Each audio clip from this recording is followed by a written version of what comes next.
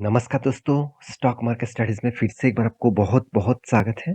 तो आज यहाँ पे मैं डिस्कशन करूँगा एक ऐसे कंपनीज़ के बारे में, जो देखा जाए तो एक गवर्नमेंट कंपनी है, जो देखा जाए तो गवर्नमेंट के पास इस कंपनी के 90% से भी ज़्यादा होल्डिंग इस कंपनी के ऊपर लेके रखा है।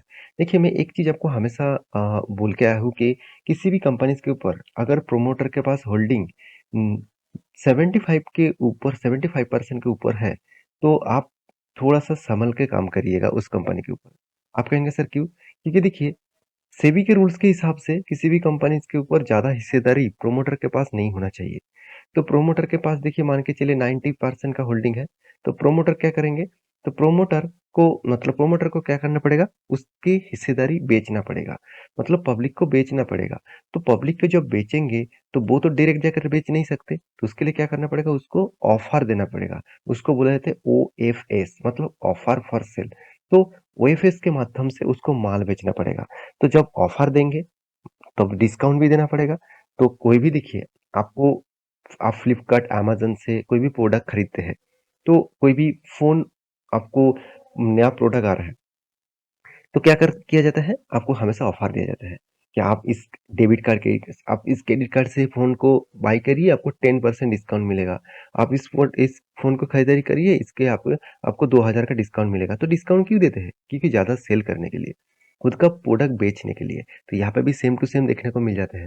तो इसी से जुड़े हुए कंपनीज़ के बारे में आज बात करूँगा, जिसका ओएफएस अ, कभी न कभी आपको देखने को मिलेगा। तो एक रिपोर्ट के माध्यम से बताया जा रहा था कि कंपनीज़ का ओएफएस जल्द से जल्द आने वाला है। देखिए कब आएगा अभी तक कोई भी फाइनलाइज़ नहीं हुआ है। तो अभी एक चीज़ मैं यहाँ पे आपको दिखाऊँगा जिसके कारण आपको इस तरीके से कंपनी के ऊपर क्या करना चाहिए। तो वीडियो को पूरा लास्ट तक देखिएगा और अभी तक अपने चैनल को सब्सक्राइब और बेल आइकन को हिट नहीं किया तो ज़रूर कर लीजिएगा। साथ ही साथ आप टेलीग्राम को जुड़िएगा। टेलीग्राम में आपको daily basis intraday, swing trading, short term trading के कॉल्स के बारे में जानकारी मिलेगा। तो चलो देख लेते हैं आज के स्टॉक के डिटेल्स के बारे में। तो कंपनी कौन-सा है? कंपनी का नाम है आईटीआई लिमिटेड। तो ये एक गवर्नमेंट एंटरप्राइजेज़ कंपनी है। तो आप देख सकते हैं गवर्नमेंट ऑफ इंडिया अंडर मतलब अंडरटेकिंग कंपनी। तो ये कंपनी के एक पॉजिटिविटी पॉइंट्स है कि ये कंपनी टेलीकॉम सेक्टर के साथ जुड़े हुए हैं।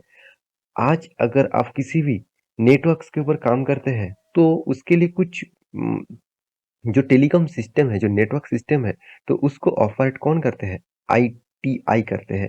तो देखिए, आप स्विच बोर्ड आप बहुत सारे लोग जानते हैं, जिसके घर में इंटरनेट कनेक्शन है, तो आपको कुछ गैजेट दिखेगा, जो इस तरीके से गैजेट इस कंपनी बनाते हैं। टोटली मेड इन इंडिया का प्रोडक्ट है, इस तरीके से बताया जा रहा है। तो आप टेलीकॉम सेक्टर के साथ जुड़े हुए कंपनी से इस कंपनी का जो बिज़नेस मॉडल्स है, आप यहाँ पे अगर ध्यान से देखेंगे, तो कंपनी का business model totally telecom sector के ऊपर है। तो इसका जो सेक्टर है, सेक्टर वाइज़ आप देखेंगे तो कंपनी का सेक्टर कौन-सा टेलीकॉम जो इक्विपमेंट एंड इंफ्रा सर्विसेज़ मतलब टेलीकॉम जो इक्विपमेंट्स होते हैं, जो मैं पहले बोल चुका हूँ, आप घर में जो इंटरनेट यूज़ करते हैं, जो ब्रॉडबैंड यूज़ करते हैं, तो उसके लिए जो जो इक्विपमेंट लगते हैं, मान के चलिए आपका फ़ोन एक इक्विपमेंट है, आपका सिम कार्ड एक इक्विपमेंट है, तो उस सिम कार्ड तो डायरेक्ट आपको नेटवर्क के माध्यम से आपको फ़ोन को सर्विसेज़ देते हैं। आप कॉलिंग कर सकते हैं, इंटरनेट यूज़ कर सकते हैं। उस तरीके से इक्विपमेंट कंपनी बनाते हैं, तो उनमें से कंपनी नंबर 1 है। क्यों नंबर 1 है? क्योंकि इसका मार्केट कैप ज़्यादा है। तो आप कहेंगे सर 9,000 करोड़ का मार्केट कैप है और आप बोल रहे हैं ज़्यादा। देखिए उसका सेक्टर वाइज़ आप देखेंगे तो ऑब्वियसली उसको मार्केट कैप सबसे ज़्यादा है। तो क्या सही में इस कंपनी ठीक-ठाक है? चलो वो मैं आपको सबसे पहले दिखा देता हूँ। अगर इस कंपनी के शेयर होल्डिंग पैटर्न के बारे में बात करूँ, आप ध्यान से देखिएगा। सबसे होल्डिंग किसके पास है? 90% होल्डिंग किसके पास है? प्रोमोटर के पास। मैं पहले ही बोल चुका हूँ। यही सबसे बड़ा प्रॉब्लम्स आपके बाद में इश्यू लेके आएँगे। आज अ, आप देखेंगे तो प्रोमोटर के पास होल्डिंग के बाद आपको सबसे ज़्यादा होल्डिंग किसके पास दिखेगा? पब्लिक के पास। तो पब्लिक के पास जो अदर्स होल्डिंग है, पब्लिक के पास 7.7% के आसपास, उनमें से पब्लिक के पास 2.3% का होल्डिंग है, उनमें म्यूचुअल फंड, एफआईएस सबके पास होल्डिंग है छोटा-मोटा।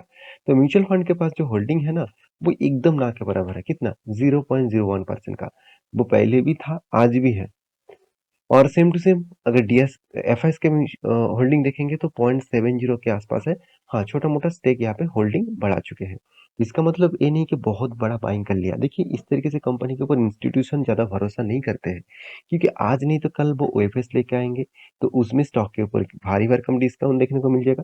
देखिए मान के चलिए आप इस कंपनी के ऊपर ₹100 में शेयर को खरीदारी करके रखे हैं। तो आप तो हमेशा चाहेंगे 100 का 10, 110 हो, 120 हो, 150 हो, इस तरीके से आप हमेशा चाहेंगे, क्योंकि कोई नहीं चाहता कि 100 रुपीज़ का शेयर 80 हो जाए। तो इस तरीके से कोई नहीं चाहेंगे। फिर भी कंपनी अब चूज़ ऐसे करते हैं जिसमें 80 होना कोई आम बात नहीं है, हो भी सकते हैं, ना भी हो सकते हैं। तो रही बात ओएफएस अगर मार्केट में लेके आए गवर्नमेंट, तो इस 100 रुपीज़ आपको डिस्काउंट में शायद आपको 80 रुपीज़ में मिलेगा। तो ये आप मार्केट में कुछ खराब न्यूज़ ना आने के बाद भी सिर्फ़ एक फैसला आपका हालत खराब कर सकते हैं। तो मैं बार-बार बोलता हूँ, इस तरीके से कंपनी के ऊपर निवेश करने से पहले ये पैरामीटर्स ज़रूर चेक कर लेना कि प्रमोटर के पास कितना होल्डिंग है। रही बात इस कंपनी के फाइनेंशियल डिटेल्स के बारे में, तो कंपनी बहुत हाई वैल्यूएशन है, तो पहले ही मैं क्रॉस लगाना चाहूँगा। हाई वैल्यूएशन शेयर के ऊपर मैं कभी भी निवेश नहीं करना चाहता हूँ। ₹1 पाने के लिए मुझे एक 133 रुपीज़ पेमेंट नहीं करना है। तो क्या ये सही होगा? ₹1 पाने के लिए इतना मैं निवेश करने के लिए चाहूँगा? बिल्कुल भी नहीं। मैं हमेशा चाहूँगा सस्ते से सस्ते दामों में मुझे निवेश करने का मौका मिले, जहाँ से मुझे ₹1 मतलब कमाने का मौका मिलेगा। तो रही बात कंपनी का return of equity, return of capital employed उतना खास नहीं है। इनकम भी देखा जाए तो छोटा-मोटा इनकम है, डेप्थ ज़्यादा है, 0.5 के ऊपर है, हाँ 1% के नीचे है, तो ये भी एक पॉजिटिविटी नेगेटिविटी में लेकर ही चला है। तो प्रोमोटर के पास देखिए 19.20% का होल्डिंग है। तो आप एक चीज़ ध्यान से रखिएगा, कंपनी के डेट ऑफ डे, ये मुझे सबसे बड़ा वीकनेस लगा। क्योंकि देखिए कोई भी कंपनी के माल बेच तैयार करने में 118 दिन लग रहा है, ये बात तो ठीक है, चलो मान लेता हूँ। मगर उसको बेचने के बाद 550 दिन मतलब करीबन-करीबन 1.5 साल लग रहा है। तो इतना टाइम कौन देगा? इतना टाइम में पैसा आएगा तो कंपनी कैसे चलेगा? तो ये बात भी आपको सोचना पड़ेगा। तो ये रही बात कंपनी का डेट ऑफ डे, मुझे बहुत वीकनेस लगा। साथ ही साथ मार्केट कैप टू सेल्स बता रहे हैं, कंपनी का वैल्यूएशन बहुत ज़्यादा ज़्यादा है। पैग रेशियो बता रहे हैं कि कंपनी का वैल्यूएशन खराब है। तो रही बात कंपनी का प्रॉफिट एंड लॉस का, कंपनी हर साल सेल्स तो दिखा रहा है, मतलब सेल्स में कोई इंक्रीजिंग नहीं है। बीच-बीच में तो डिक्रीजिंग भी देखने को मिला है। तो कंपनी के एक्सपेंस कंट्रोल में नहीं है। तो रही बात कंपनी के इंटरेस्ट, वो भी चुकता करना पड़ रहा है। कंपनी का अदर्स इनकम से भी कुछ पैसा आ रहा है, तो इसलिए कंपनी ने प्रॉफिट रेशियो पॉजिटिव में दिखाया। तो देखिए कोई भी कंपनी पॉजिटिव में प्रॉफिट दिखा रही है, इसका मतलब कंपनी अच्छा हो गया, ये बिल्कुल मत सोचना, क्योंकि पॉजिटिव हमेशा हर साल में ग्रो होना चाहिए। सेल्स ग्रोथ, प्रॉफिट ग्रोथ हर साल में ग्रो होना चाहिए। क्या हो रहा है वो? बिल्कुल भी नहीं। 10 साल, 5 साल में देखिए कितना खराब सिचुएशन है, और प्रॉफिट ग्रोथ तो नेगेटिव में है। तो रही बात कंपनी के रिटर्न में, देखिए 3 साल में अच्छा खासा रिटर्न दिया, 10 साल में अच्छा खासा रिटर्न दिया। इसका मतलब कंपनी अच्छा हो गया, ऐसे बिल्कुल मत सोचना। ट्रेडिंग के लिए ठीक है, मैं ये नहीं कहूँगा कि ट्रेडिंग के लिए ठीक नहीं है, ट्रेडिंग के लिए ठीक है। इन्वेस्टमेंट के लिए अभी थोड़ा-सा मुझे वीकनेस दिखा। जैसे कैश फ्लो में क्या दिखा रहा है? प्रॉफिट तो कंपनी दिखा रहा है कि इतना प्रॉफिट हुआ। एक्चुअली कंपनी के हाथ में पैसा ही नहीं आया। तो पैसा कहाँ से आएगा?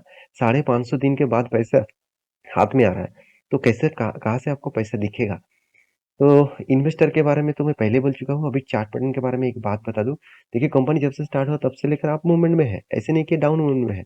लगातार-लगातार वो अप ट्रेंड में जा रहा है।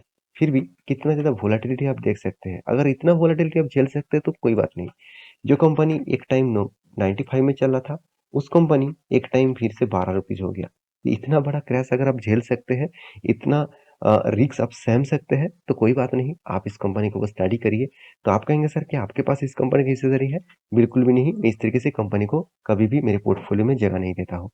क्योंकि मैं पहले बोल चुका हूँ, रही बात गवर्नमेंट का, रही बात प्रोमोटर की हिस्सेदारी का, रही बात कंपनी का फंडामेंटली एंड फाइनेंशियल डिटेल्स का, तो मुझे कंपनी का बिज़नेस मॉडल अच्छा लगा, मगर इसका फाइनेंशियली ग्रोथ ठीक नहीं लगा। तो इसलिए मैं इस कंपनी के ऊपर भरोसा नहीं करता। मैं खुद का ओपिनियन बता रहा हूँ। मैं ये नहीं कि आपको बोल रहा हूँ कि आप जाके भी कल माल बेच देना, कल जाके खरीदारी कर लेना, ऐसे बिल्कुल भी नहीं। ये वीडियो टोटली एजुकेशन पर्पस में है, कोई भी बाय एंड सेल का रिकमेंडेशन नहीं है।